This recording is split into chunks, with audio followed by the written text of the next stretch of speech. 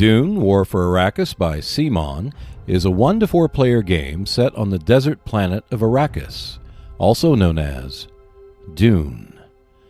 The game focuses on the Desert War as related in the Frank Herbert series.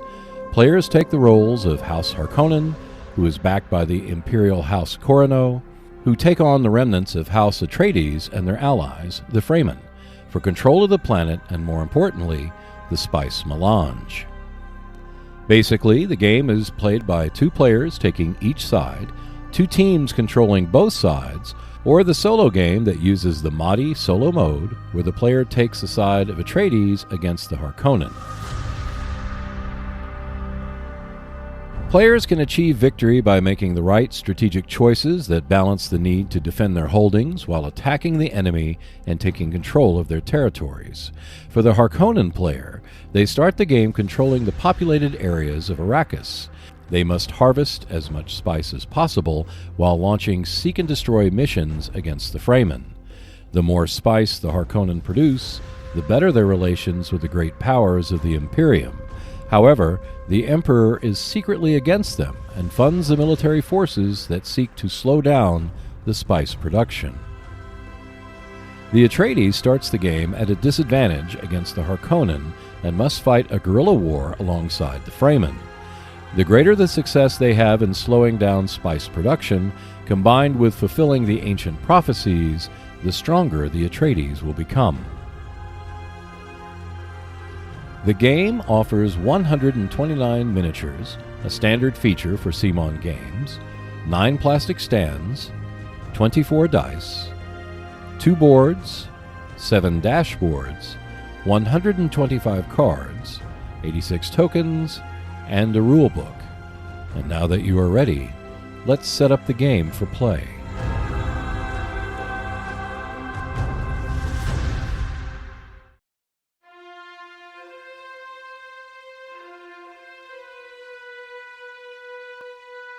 For those who have just purchased the game and want to quickly set it up for play, here's what to do. Start by taking 2 sections of the map board, place them together, and put them in the center of the table. Next, shuffle the 8 siege tokens and randomly place them face down on the indicated areas. Remember that only the Atreides player can inspect them at any time during the game. Now, shuffle the Atreides starting deployment tokens face down and place 1 token and 1 named leader figure in each area containing a siege. Shuffle the standard Atreides deployment tokens and keep them face down near the Atreides player.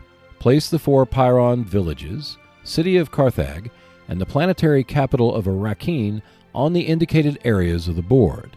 These are the Harkonnen settlement tokens and can be inspected by anyone at any time. Shuffle 2 sets of Harkonnen starting deployment tokens and randomly place 1 token of each type face down in each area containing a Harkonnen settlement. Then flip them face up and replace them with the corresponding Harkonnen figures.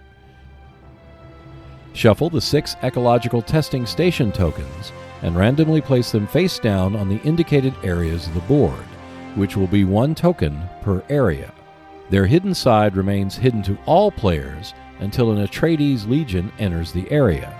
Place the 3 prescient markers on the 0 space of the prescient track. Place the supremacy marker on the 0 space of the track as well. Shuffle all prescience cards into a face-down deck and place it next to the board. Now, shuffle the worm sign tokens face down to form the worm sign tokens pool. With your faction's dashboard, place all named leader cards marked for play at the start of the game face up on the action boxes matching their action symbols. Set aside the corresponding leader figures. Both players keep generic leader cards and figures nearby, along with the remaining named leader figures and their cards, which are face down.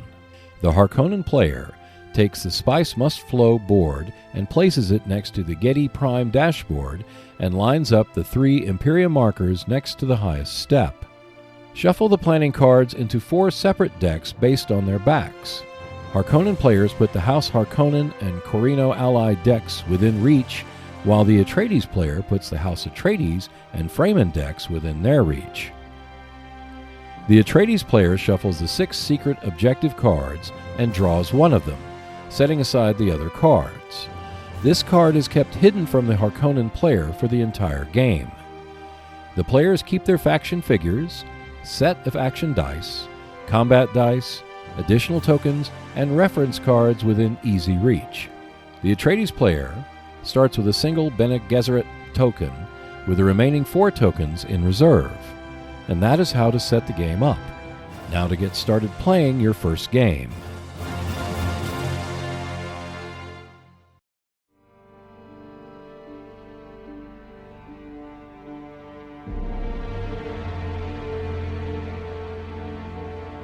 Players begin the round by drawing 2 planning cards, one from each deck. Now reveal 3 prescient cards. Next is vehicle placement. The Harkonnen checks the Spice Must Flow chart to see the lowest Imperium marker, which indicates how many action dice they cannot use this round and how many vehicles are available. Now, place all vehicles on the board with harvesters in desert areas and the ornithopters and carryalls in air zones. Once completed, you begin the action resolution phase.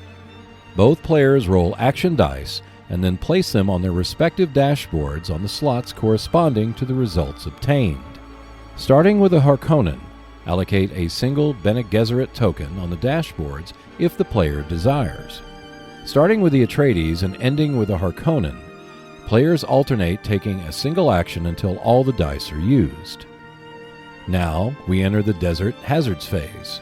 The Atreides player will place a single worm sign token in all desert areas that have a Harvester or Harkonnen Legion, then flip all the tokens on the board and resolve their effects.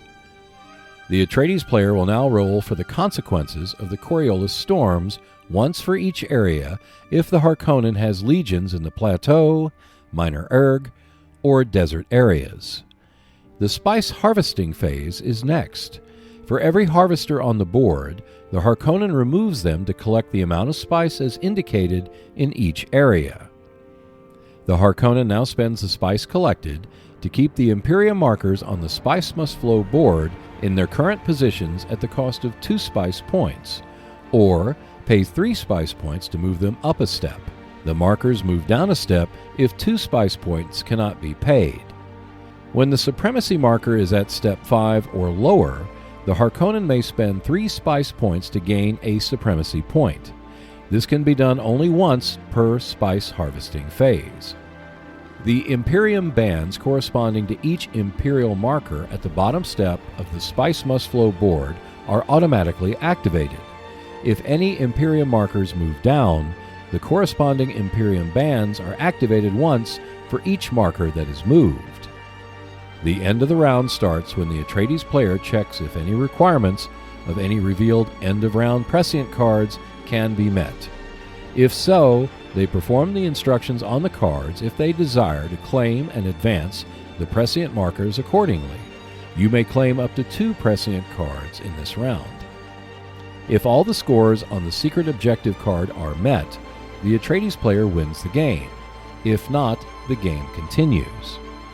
Next, remove all ornithopters and carryalls from the board. Starting with a Harkonnen player, if any have named leaders on the board, they may remove any of them and deploy a generic one in their place. Flip it face up and place back on their corresponding action boxes all spent leader cards, except for those in the regeneration tank who are also flipped face up but not placed on the dashboards. Both players check their planning cards and discard down to 6 if needed. Any revealed but not yet played prescience cards, the Atreides player may reshuffle back into the deck or remove them from the game. Both players now recover their used action dice from the dashboards, and a new round begins.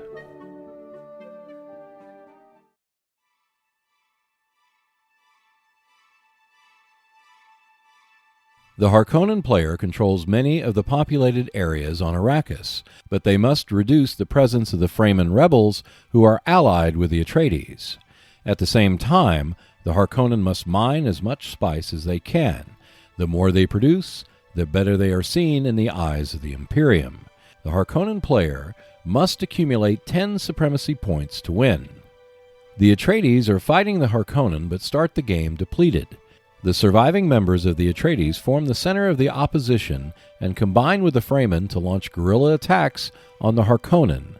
The Atreides must complete secret missions and harness the powerful natural forces of the planet to fulfill the ancient prophecies that will overcome the Harkonnen. To win, the Atreides must reach or exceed a specific score on each of the 3 types of prescience points as indicated on the secret objective card drawn at the beginning of the game. Future videos in the series will cover the different rules, expansions, and examples of play found in Dune, War for Arrakis.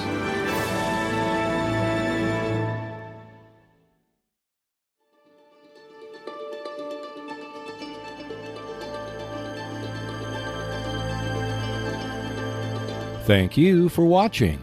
You can find more videos on how to play games, along with rules explanations, play examples, unboxings, and more when you subscribe to the Seek Out and Play YouTube channel. In addition, there is a monthly Speak Out and Play podcast which is posted on the Seek Out and Play YouTube channel on the last Wednesday of each month. The audio version comes out 48 hours earlier on Buzzsprout and Spotify. At least one new video is released every week, so I will see you next Wednesday.